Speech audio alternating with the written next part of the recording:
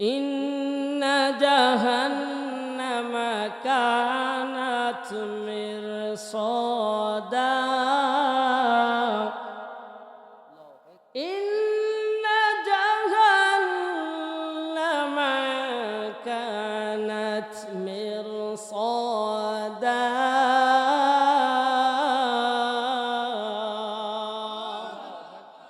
খুব মজা লাগলো। আল্লাহ কি বলেন, জাহান্নাম আমাদের জন্য উত পেতে আছে। বগলা ওই যে জমিনের মধ্যে পুকুরের ভিতর অল্প পানির ভিতর একটা পুঁটি মাছ শিকার করার জন্য চান্সে বসে আছে, পাইলেই টপ। ইন্না জাহান্নামা কানাত মিরসাদা, জাহান্নামের বর্তমান হালত কি? আল্লাহ কোরআন শরীফের সূরা নাবার 21 নম্বর আয়াতের ভিতরে আল্লাহ বলছেন, ইন্না জাহান্নামা কানাত মিরসাদা, জাহান্নাম এখন কি অবস্থায় আছে? জাহান্নাম কি অবস্থায় আছে? ইন্না জাহান্নামা কানাত মিরসাদা। দিলের কানে শোনেন, জাহান্নাম এখন উৎপাতে আছে। কখন আসবে? জাহান্নাম ডাক দেয়া বলে, কখন আসবে? কি বলতেছে জাহান্নাম?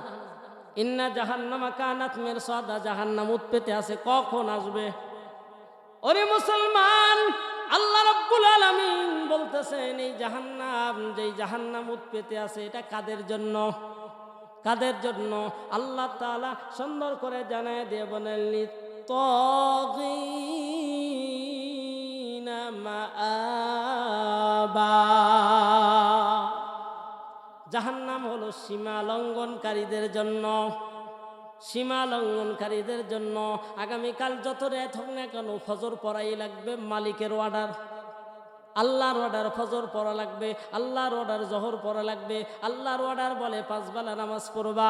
আল্লাহ অর্ডার করে বলেন নবীর উপর দরুদ শরীফ পড়ো। আল্লাহ অর্ডার করে বললেন ফালিয়াদহাকু কলিলা ওয়া লিয়াবকু কাসীরা, বান্দা যদি অনেক বেশি গুনাহ করো, বেশি বেশি করে কান্না করো, ইস্তিগফার তওবা করো।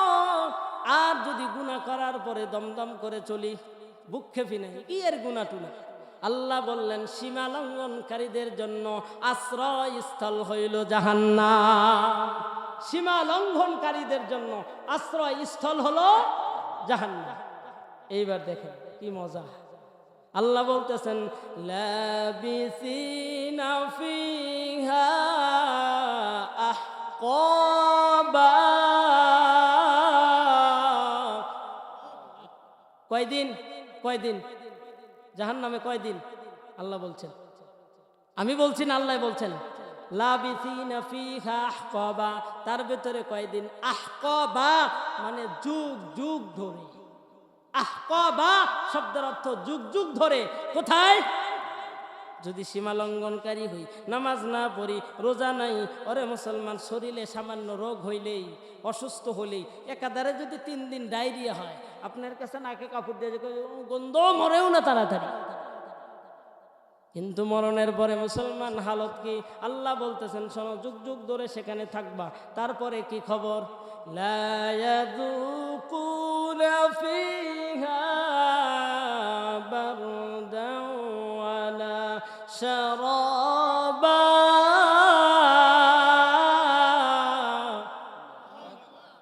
ওই যে কুল্লু নাফসিন যায়িকাতুল মাউত, যাকা ইয়াযুকু মানে মজা, স্বাদ। যাকা ইয়াযুকু মানে মজা, স্বাদ। মরণের একটা মজা আছে না নাই? অর্থাৎ মজাটা কেমন? কেমন? রসুলের উপর হালকা একটু হাত। আল্লাহ রসুল সাল্লাল্লাহু আলাইহি ওয়াসাল্লাম বলেন, আজরাইল, সহ্য করতে পারছি না। রসুল আমার বলেন, সহ্য করতে পারছি না। আজরাইল বলে, ইয়া রাসূলুল্লাহ, দুনিয়ার একেবারে হালকা ভাবে আপনার জান কবজ করা হচ্ছে, হালকা। তাই নবী আমার কি বলছেন? সহ্য করতে পারছি না, মনে হয় আমার বুকের উপর উহুদ পাহাড় চেপে দিয়েছে।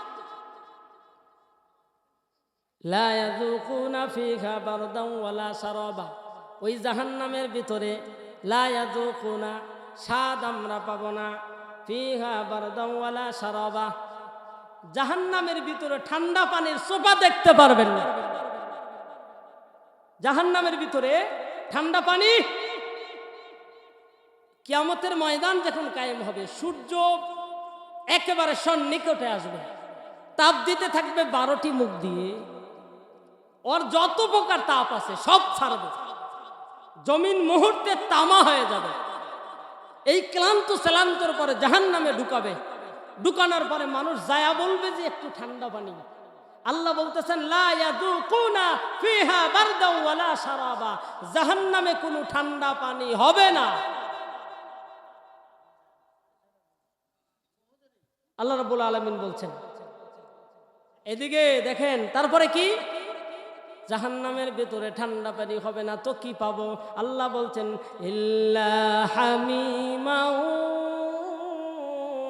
ওয়া গাসসাকা, বাস কি দিবেন? ফুটান্ত পানি। জাহান্নামে কি পানি দিবে? আগের আয়াতে আল্লাহ বললেন ঠান্ডা পানি হবে না। বুঝে শুনে খুব ভালো করিয়া দিলের কানে শোনেন, জাহান্নামের ভিতরে আল্লাহ রাব্বুল আলামিন, ও মুসলমান একটা মিনিটের জন্য এখন আমি মোনাজাত করব, কোনো ভয় নাই, মনে করেন না সারা রাত হবে না, অল্প সময়ের মধ্যেই মোনাজাত দিব। ওরে মুসলমান নবীর উম্মতের দল, চোখ বন্ধ করে একটা মিনিটের জন্য চিন্তা করেন, জাহান্নামের ভিতরে কিন্তু ঠান্ডা পানি হবে না। বুঝে শুনে জাহান্নামে যাওয়ার জন্য রেডি হয়েন, বুঝে শুনে নামাজ ছেড়ে দিয়েন, বুঝে শুনে আল্লাহর বিধান ছেড়ে দিয়েন, বুঝে শুনে আল্লাহর কাছে কান্না বন্ধ করে দিয়েন। ওরে মুসলমান, আল্লাহ বললেন ঠান্ডা পানি যখন হবে না ইল্লা হামিমা ওয়া গাসসাকা, এক নম্বর ওই জাহান্নামের ভিতর ফুটান্ত পানি, তার মানে টকবকে গরম পানি আপনারে দিবে খাইতে, হ্যাঁ গরম পানি দিবে। এরপরে কি দিবে? ইল্লা হামিমা ওয়া গাসসাকা, পুঁজ, ওই যে ফোট বের হলে যেমন টিভি দিলে, গসাক মানে হলো পুঁজ। আল্লাহ রাব্বুল আলামিন বলে জাহান্নামীদেরকে এক নম্বর হামিমা গরম ফুটান্ত পানি দেওয়া হবে, 2 নম্বর পুঁজ দেওয়া হবে। আগের আয়াতে বলল ঠান্ডা পানির গন্ধও হবে না। আল্লাহ রাব্বুল আলামিন বললেন জাযাআও বিফাকা,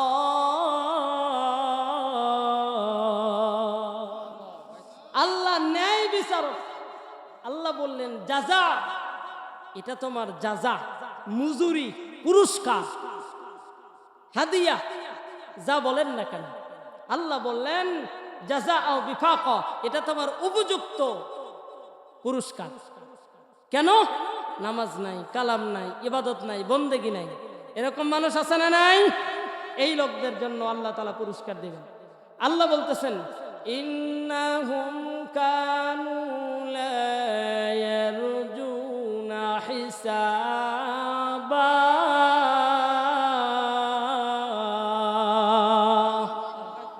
অনেকে কয় হুজুর কিসের আবার হিসাব কিতাব, কি হিসাব টিসাব? আল্লাহ তো এমনি দয়া সয়া করে মাফ করবে। আল্লাহ বলতেছেন যে তারা কোনো হিসাব নিকাশের আশাই করতো না। আরে কিসের হিসাব টিসাব, হবে তো একটু, যা হয় হবে, এরকম বলে কি বলে না? নামাজ নাই, বিধান নাই, কালাম নাই, আল্লাহর হুকুম নাই, রসুলের আদর্শ নাই, এই লোকগুলো অবজ্ঞা করতো। আরে কিসের হিসাব টিসাব? আল্লাহ রাব্বুল আলামিন বলল থাকো, ওয়াকাযযাবু বিআয়াতিনা কিযাবা, তোমরা আমার আয়াত এই যে আমরা পড়তেছি এখন, কিন্তু আপনাদের অনেকের আসলে তাফসির করতে পারলে অনেক মজা লাগতো, তাফসির করার তো সময় নেই, এই জন্য সরল অনুবাদ দিচ্ছি। 11:30 অলরেডি বেজে গেছে, খিচুড়ি প্যাকেট হয়েছে না?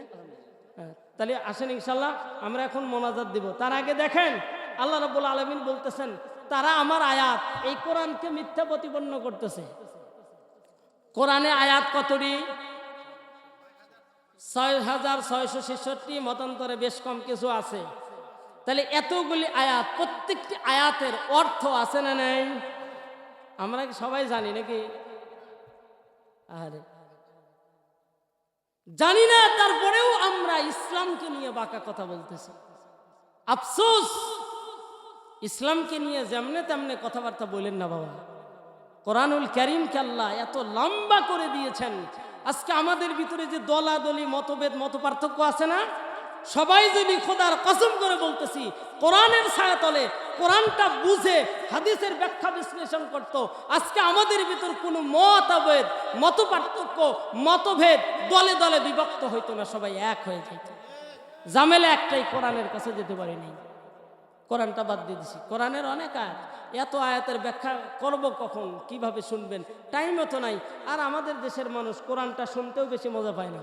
ওই যে আগে ঘটনা ধরলাম মুসা নবীর সেই কসাইয়ের যদি ঘটনা ধরি তাও একটু ভালো লাগবে, মরিয়মের ঘটনা ধরলেও ভালো লাগবে, মেরাজের ঘটনা ধরলেও ভালো লাগবে, কিন্তু কোরআনের কথা বললে, কোরআন হলো বাস্তব চরিত্র।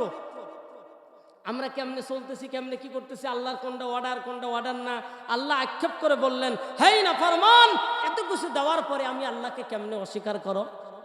আপনি যদি বলেন কেমনে অস্বীকার করলাম, ফজরের নামাজটা আপনি কেন পড়েন নাই, তার মানে নিশ্চয়ই আল্লাহকে অবজ্ঞা করেছেন, অবহেলা করেছেন।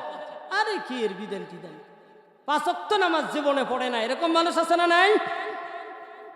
চলার পথে প্রত্যেকটি ক্ষেত্রে সর্ব জায়গায় আল্লাহর হুকুম আর রসুলের তরিকা আছে না নাই?